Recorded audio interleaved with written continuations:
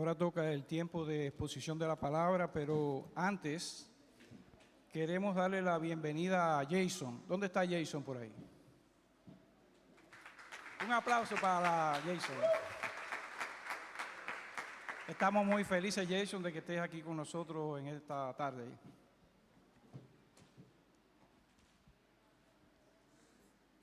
El tema de hoy lo he llamado el verdadero sentido de la vida. El objetivo es buscar a través de la palabra de Dios cuál es ese sentido de la vida, el verdadero sentido de la vida. Vamos a comenzar apoyándonos en el libro de Eclesiastés, en el capítulo 2, versículos del 1 al 11, escrito por el rey Salomón y por supuesto inspirado por el Espíritu Santo. Antes quería recordar que Salomón fue hijo de David, rey de Israel, el tercer rey del reino unificado de Israel, el tercero y último rey del reino unificado de Israel. Tomó el reino a los 20 años de edad y con humildad le pidió a Dios. Dios le dio la oportunidad de decir que pidiera lo que él quisiera, que se lo concedería, y él pidió sabiduría y Dios se la concedió. Así comenzó este joven, que comenzó con humildad, comenzó entregado a Dios, buscando a Dios, como había aprendido de su padre David. Pero el reino fue creciendo, fue adquiriendo mucho poder y él se fue desviando. Se fue perdiendo ese verdadero sentido que lo había hecho a los 20 años, hacerle esa petición a Dios. Y aquí él, en este libro, ya, según dicen los biblistas, siendo ya un anciano, cercano probablemente al tiempo de su muerte, él reinó 40 años, murió a los 60 años.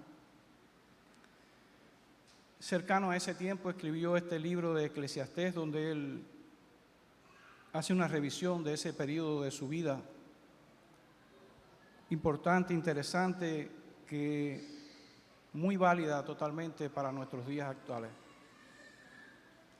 Y leamos allí en Eclesiastés 2 del 1 al 11, dice: Dije yo en mi corazón, ven ahora, te probaré con alegría y gozarás de bienes. Mas aquí esto también era vanidad. A la risa dije, enloqueces, y al placer, ¿de qué sirve esto?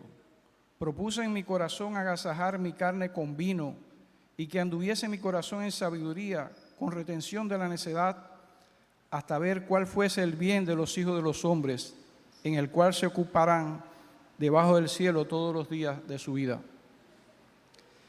Fíjense ahora a partir del versículo 4, cómo comienza a hablar en plural y comienza a hablar también en primera persona. Dice: engrandecí mis obras, edifiqué para mí casas, planté para mí viñas, me hice huertos y jardines, y planté en ellos árboles de todo fruto. Me hice estanques de aguas para regar de ellos el bosque donde crecían los árboles. Wow. Construyó todas estas obras, todas estas cosas maravillosas para él. No la estaba construyendo para ese pueblo sobre el cual había sido designado rey. No eran obras públicas, eran obras para su deleite. Salomón evidentemente había perdido el rumbo, el verdadero sentido de la vida. Pero continúa el 7 diciendo: compré siervos y siervas, y tuve siervos nacidos en casa. También tuve posesión grande de vacas y de ovejas, más que todos los que fueron antes de mí en Jerusalén. Me amontoné también plata y oro, y tesoros preciados de reyes y de provincias. Me hice de cantores y cantoras, de los deleites de los hijos de los hombres, y de toda clase de instrumentos de música. y fui engrandecido y aumentado más que todos los que fueron antes de mí en Jerusalén. Además de esto, conservé conmigo mi sabiduría. No negué a mis ojos ninguna cosa que desearan, incluyendo 1000 mujeres, porque tuvo 700 esposas y 300 concubinas. Eso no lo negó a sus ojos. En diferencia a Job, que dice allí, hice pacto con mis ojos de no mirar doncella, para permanecer fiel a Dios y a su esposa. Continúa diciendo, ni aparté mi corazón de placer alguno, porque mi corazón gozó de todo mi trabajo, y esta fue mi parte de toda mi faena. Miré yo luego todas las obras que habían hecho mis manos, y el trabajo que tomé para hacerlas, y he aquí, todo era vanidad y aflicción de espíritu, y sin provecho debajo del sol. Si Salomón hubiera vivido en los tiempos actuales, hubiera salido en la revista Forbes como uno de los hombres más ricos del planeta. Pero este hombre ya anciano revisa todo eso que ha hecho, toda esa búsqueda de un sentido para su vida, de una felicidad para su vida, y concluye diciendo que todo había sido vanidad y aflicción de espíritu y sin provecho debajo del sol. De verdad, hermanos y hermanas, ¿nunca les ha pasado por la cabeza que si tuvieran alguna de estas cosas, de estas riquezas que tuvo Salomón, serían más felices? Nadie ha pensado que si se gana la lotería, el Euromillones ese de 70 millones, o muchas otras cosas, sería más feliz. Yo he tomado ese tema muchas veces en las intervenciones que he hecho aquí. Quizás ustedes se preguntan, ¿por qué recurre tanto a ese tema? Porque yo sí dediqué 20 años de mi vida a una búsqueda como esa que hizo Salomón.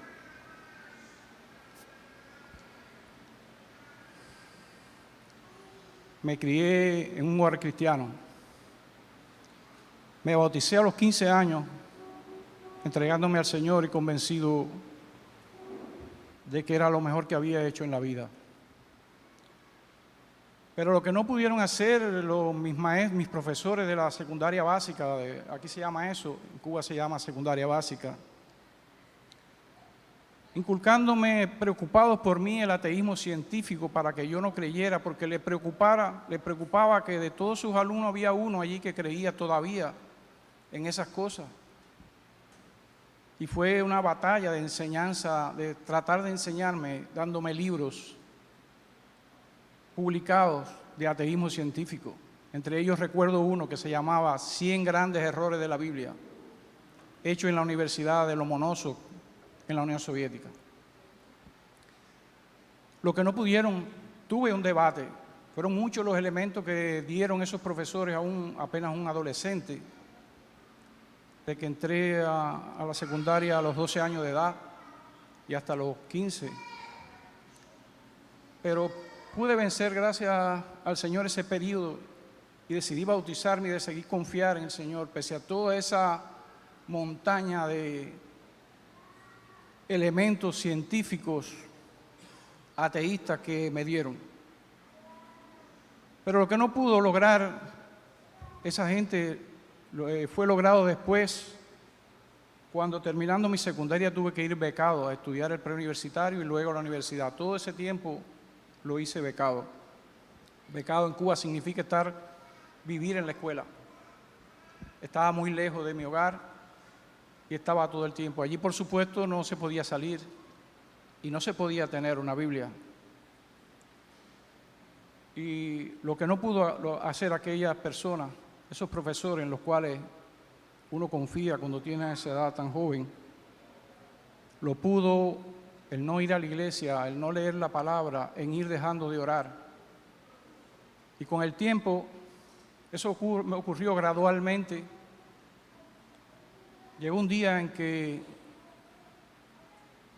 dije, voy a hay que conquistar el mundo, hay que conquistar todas esas cosas que hace felices a la gente. Yo veía cómo los pocos padres, casi muy escasos, que tenían coche en esa época en Cuba, podían venir a ver a los hijos aunque vivieran a distancias grandes. A Nora y a mí no nos podían venir a ver.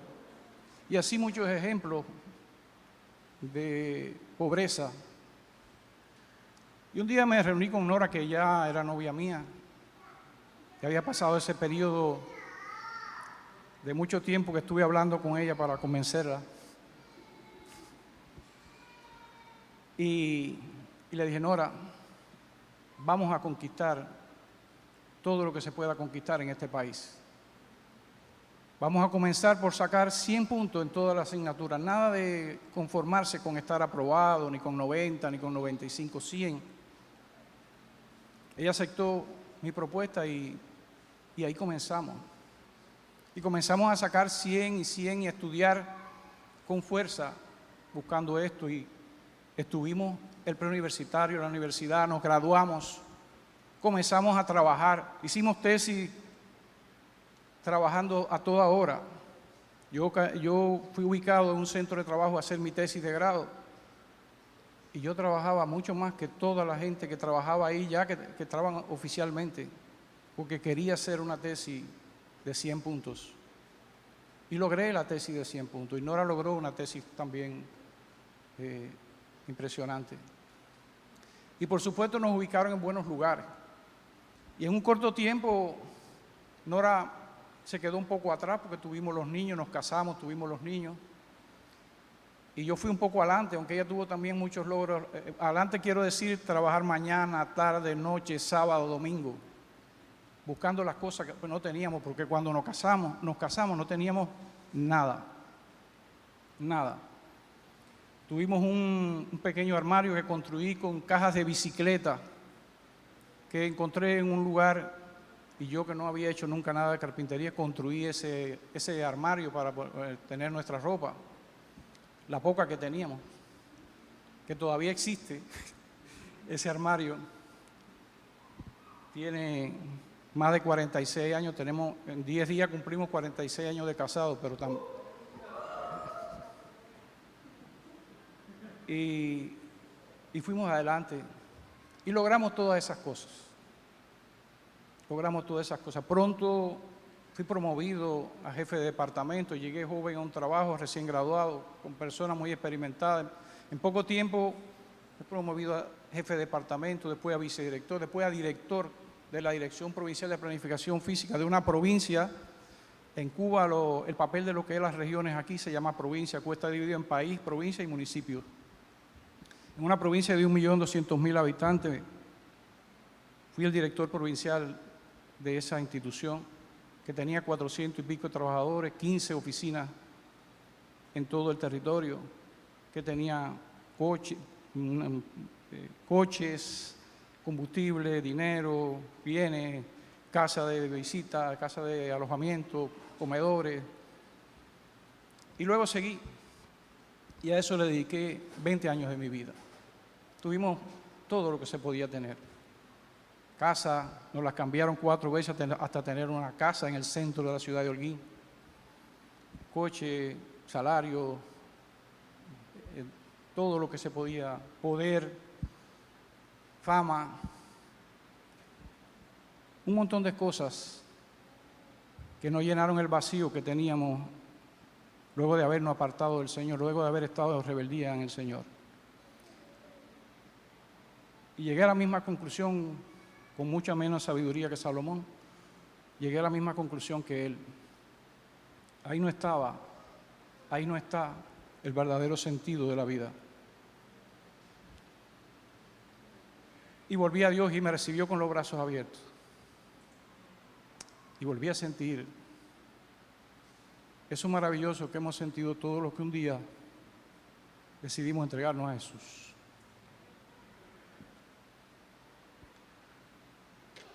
El norteamericano Greg Easterbrook escribió un libro interesante que tiene como título Las paradojas del progreso. Y un subtítulo todavía más interesante: cómo la vida mejora mientras la gente se siente peor. Podía decir muchas cosas interesantes, me reí el resumen de este libro, pero lo más interesante es que hoy los norteamericanos en términos de posesiones y dinero están mejor que nunca, pero son más infelices que nunca.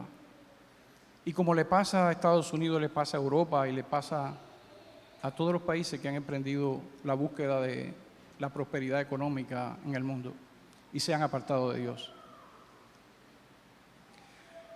Ninguna cosa material ha sido creada para producir en sí misma satisfacciones permanentes en nuestras vidas.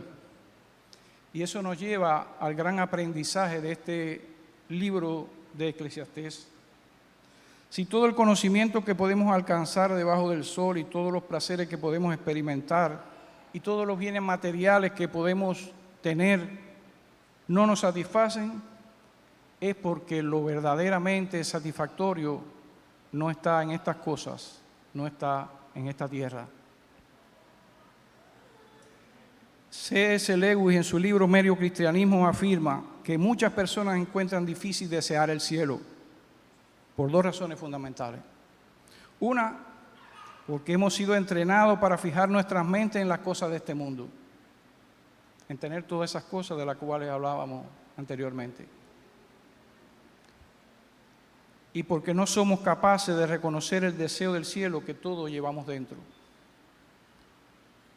Si la mayoría de las personas se hubiera mirado el interior de su corazón, se hubieran dado cuenta que sí, que necesitamos algo que no está en las cosas de este mundo. Hay toda clase de cosas en este mundo que ofrecen precisamente eso, pero no logran cumplir su promesa. ¿Recuerdan el intenso deseo que sentimos muchas veces de algo? Y yo voy a poner mi ejemplo también. Cuando tenía 10, 12 años y vivía allá en un pueblecito de campo, a 1000 kilómetros aproximadamente de la ciudad de La Habana, alejado de toda civilización. Yo leía mucho, leí decenas y decenas de libros y de novelas de los grandes escritores del mundo. No buscaba en los libros conocimiento, buscaba muchas cosas que en aquel momento comencé a añorar. Y yo soñaba con visitar París, porque había leído todas las novelas de Balzac, que él describe París de una manera impresionante. Yo decía, yo quiero ir a esa ciudad luz. Y asimismo quería ir a Roma, a Venecia, a Florencia, a Estambul, o a lugares como Machu Picchu, o a las ciudades mayas, o a las pirámides de Egipto. Tenía un primo que me decía, oye, despierta, que tú naciste en Sagua de Tánamo. Probablemente tú no vayas nunca ni a La Habana. Nunca había ido a La Habana, no había ido a la capital provincial a esa edad. Y yo soñaba con esas cosas. Y esas cosas tan añoradas por mí, las pude realizar todas. A todos esos lugares que le mencioné pude ir. Pude pasearme una semana en París y caminar toda esa ciudad. Pude ir a Roma. Pude ir numerosas veces o varias veces a Venecia junto con Nora. Y a Florencia y a todos los lugares que mencioné. Pero una vez pasado, una vez que logras lo que has añorado tanto, es como si se te desvaneciera entre las manos. Eso no llena tu vida. Eso no llena ese vacío, esa necesidad de nuestro Creador que tenemos en nuestros corazones. Se lo aseguro. No lo llena. Y muchos otros ejemplos de cosas añoradas que pudiera poner y que ustedes pudieran poner aquí ahora. No llenan ese vacío. Queridos hermanos y hermanas, amigos y amigas, la gran verdad es que nosotros fuimos creados para encontrar nuestro deleite en Dios. Si lo dejamos fuera de la ecuación de nuestras vidas,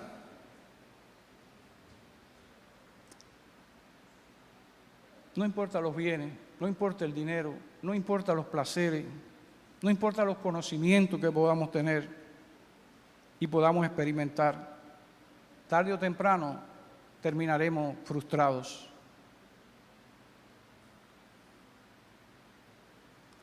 Mucha gente se gloria de su sabiduría, de lo que ha aprendido. Otro de su poder. Hay personas que han logrado agrupar un poder grande en sí mismos, y otro su riqueza. Podemos ver continuamente cómo se publica cosas que tienen que ver con el dinero. ¿Cuánto gana Messi en una temporada? ¿O cuánto gana Shakira en un concierto? Son cifras grandes. Y podríamos poner muchos ejemplos que están publicados continuamente en toda esa farándula, digamos, que se publica con respecto al potencial de los bienes y del dinero. Hay gente que se gloria en eso, pero en Jeremías 9, 23 y 24 dice la palabra de Dios. Así dice el Señor, que no se gloríe el sabio en su sabiduría, ni el poderoso de su poder, ni el rico de su riqueza. Si alguien ha de gloriarse, que se gloríe de conocerme y de comprender que yo soy el Señor, que actúo en la tierra con amor, con derecho y justicia, pues es lo que a mí me agrada, dice el Señor. Hermano, la sabiduría humana es muy limitada y no puede encontrar por sí misma todas las respuestas. Pero Dios no nos dejó a expensas de nuestra limitada capacidad intelectual. ¿Saben lo que hizo Dios? Pues Él vino a nosotros en la persona de nuestro Señor Jesucristo, a quien Pablo llama poder de Dios y sabiduría de Dios. En el libro de Eclesiastés están las preguntas, pero solo Cristo tiene la respuesta, porque en Él están escondidos todos los conocimientos, según dice el apóstol Pablo en Colosenses 2:4. Nadie podrá entender el propósito y significado de la vida, nadie podrá conocer su propia identidad hasta que la encuentre en Cristo. Y con eso no estoy diciendo, hermanos, que una vez que nos convertimos ya tenemos todas las respuestas. No. Hay muchas cosas en las cuales no vamos a tener respuesta de este lado del cielo. Pero sabemos con certeza que algún día estaremos en la presencia de nuestro bendito Señor y Salvador, y todas nuestras inquietudes serán respondidas. Dice Salomón también en ese libro de Eclesiastés, un capítulo antes, en el 1, que hay muchas cosas torcidas en este mundo que no pueden ser enderezadas. Pero Cristo se introdujo en la historia humana para morir por nuestros pecados y para traernos la esperanza de que algún día todas las cosas torcidas de este mundo serán enderezadas para siempre. Mientras tanto, nos contentamos con lo mucho que Dios nos revela en su palabra. Dice 1 Corintios 5:2 que nosotros tenemos la mente de Cristo. Tenemos la mente de Cristo revelada en la Biblia. Entendemos muchas cosas que antes no entendíamos y disfrutamos de todas las cosas que Él creó, no para que se convierta en un sustituto de Dios, sino para que lo disfrutemos a Él mientras disfrutamos de esas cosas. Mientras preparaba este tema, me preguntaba qué ejemplo le podría poner a ustedes de esto que estamos afirmando, de cómo podemos y tenemos que disfrutar a Dios mientras disfrutamos de las cosas de este mundo, que es la verdadera manera de disfrutar las cosas de este mundo. Y el sábado pasado, yo creo que tuve el mejor ejemplo que el Señor pudiera haberme puesto para recordárselo a ustedes aquí hoy. Y fue la boda de Patrick y Damari. En esa boda, hermanos y hermanas, yo creo que la mayoría de los que está aquí estuvo. Ese día fuimos muy felices. Ese día reímos, cantamos, leímos la palabra, oímos un mensaje, danzamos, bromeamos, comimos y nos hicimos fotos. Yo veía cómo se armaban los grupos, la gente sonriente, yo veía a la gente feliz. Todo el mundo disfrutando de cosas comunes de este mundo. Mientras estábamos sintiendo la presencia de Dios todo ese tiempo y recibiendo el testimonio de transformación maravilloso de estos jóvenes que un día decidieron entregarse a Cristo y ese día estaban cumpliendo un sueño de casarse y de formar su hogar como el Señor manda. Porque vimos la felicidad de ellos, pero vimos la felicidad de sus padres que están aquí esta noche. Y vimos los consejos hermosos que les dio a ellos y a nosotros. Y los disfrutamos. Y vimos la felicidad de toda su familia y de toda esta familia de la fe que pudimos disfrutar de ese maravilloso momento. Lo hablábamos mi esposa y yo, pero después lo veíamos en todo. Dios estaba allí, Dios estaba con nosotros, estábamos plenos, disfrutando de las cosas y disfrutando de Él al mismo tiempo, porque no tenemos manera de disfrutar de todas esas cosas si Él no está en nosotros.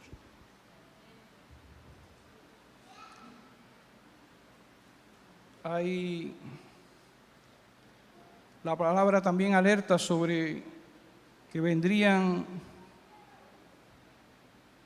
falsos profetas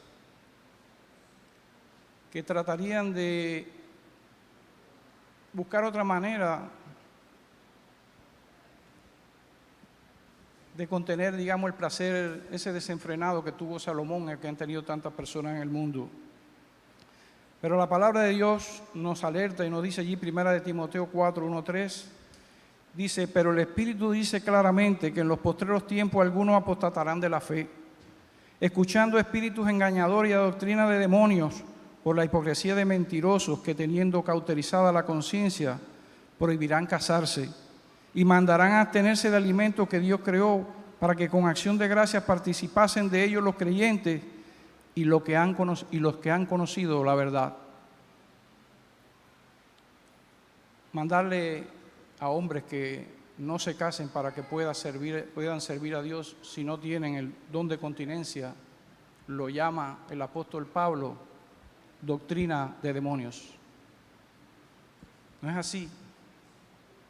No es así que podemos servir mejor a Dios.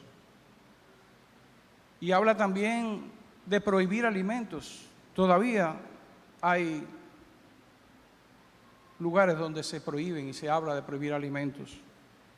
Cuando la palabra de Dios nos dice que todo lo que Dios creó es bueno y nada es de desecharse si se toma con acción de gracias. Queridos hermanos, la respuesta cristiana al placer desenfrenado y destructivo no es el monasticismo, no es tampoco el legalismo. La respuesta del cristianismo es el disfrute de las cosas creadas bajo los parámetros establecidos por Dios y recordando en todo momento que solo Cristo puede satisfacer plena y completamente los anhelos más profundos del alma. Solo Él y nadie más. Jesús dijo en Juan 10:10, yo he venido para que tengan vida y para que la tengan en abundancia. Y en Juan 6:35 dijo, yo soy el pan de vida y el que viene a mí no tendrá hambre ni tendrá sed jamás. Queridos hermanos y hermanas, no se dejen seducir por las ofertas engañosas de este mundo que nos dice continuamente que necesitamos más dinero, un mejor sueldo, una mejor casa, un mejor matrimonio o estar casado o más entretenimiento o más bienes. No estoy diciendo que esas cosas en sí mismas sean malas. Lo que estoy diciendo es que en ella no puede estar puesta nuestra confianza. Es mucho mejor tener un hermoso hogar que una hermosa casa. Y ya sabemos que no es lo mismo. Un hermoso hogar está reinando el Señor junto a nosotros. Está el amor y está la paz que solo Él puede dar. Sea pequeña, sea grande la casa, o sea alquilada, o sea propia, o tenga una o tenga 10. Es Dios el que puede dar valor verdadero a las cosas que Él creó para nosotros.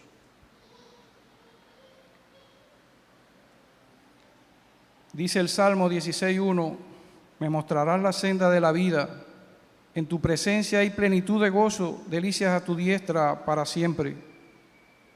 En la presencia de Dios hay plenitud de gozo.